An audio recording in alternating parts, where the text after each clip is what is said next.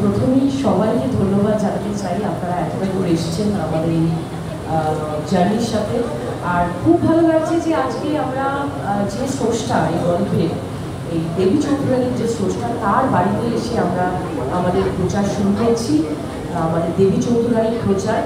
খুব ভালো লাগছে। আপনাদের সাপোর্ট ছাড়া আমরা এক পাও এগোতে পারবো না, কারণ আপনারাই মাধ্যম, আমাদের মিডিয়া বন্ধুরা, যারা সব জায়গায় ছড়িয়ে দিতে পারবেন এই নিউজটা যে আমাদের একটা ছবি আসছে যার নাম দেবী চৌধুরানী। আর আমি ভীষণভাবে কৃতজ্ঞ আমাদের পুরো দেবী চৌধুরানীর টিমের কাছে। হ্যাঁ, সবাই ওকে।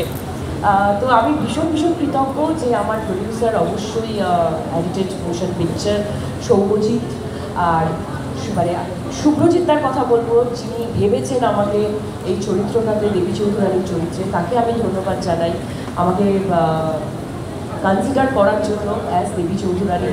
আর সব থেকে যাকে মানে আমি যে আমার অভিভাবক বলা যেতে পারে, আমার যার হাত দিয়ে এই মানে ফিল্ম ইন্ডাস্ট্রিতে আসা, যার সাথে আমার ক্যামেরার সামনে প্রথম মানে দর্শকের সামনে আসা, তিনি হচ্ছেন আমাদের সবার প্রিয় রূপাদা। তার সাপোর্ট ছাড়া সত্যি এই ছবিটা হয়তো আমরা এগোতে পারতাম না। আর আমার পাশে যে দুজন আছেন, দুই নারী শক্তি, বিবৃতি এবং দর্শনা, অসাধারণ কাজ করেছে। মানে আমি অভিভূত, আপ্লুত। আমি কেন বলছি, কারণ আপনারা যখন হলে দেখবেন, ট্রেলার তো দেখবেনই, তখনই বুঝতে পারবেন। দারুণ, সবাই ভীষণ পরিশ্রম করে কাজটা করেছি। তো আপনাদের আশীর্বাদ চাই। আর আমি চাইবো আপনারা সবাইকে বলবেন, পুজোতে রিলিজ হচ্ছে 2025-এ। বিশাল বড় একটা স্টেপ আমাদের তরফ থেকে। 2 বছর ধরে আমরা এই ছবিটির সাথে আছি, আর আরও জার্নি চলবে। আপনারাও পাশে থাকবেন। থ্যাংক ইউ সো মাচ এতটা দূর আসার জন্য। Thank you. দিদি ভাই, একটা ছোট্ট করে ডায়লগ শুনতে পারবো আমরা?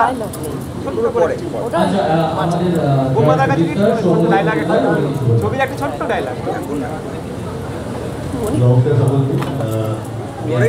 বলতে চাই বড় পর্দার জন্য বড় ছবি, তো ভারত সরকারেরও আমাদের অনেক হেল্প করেছে।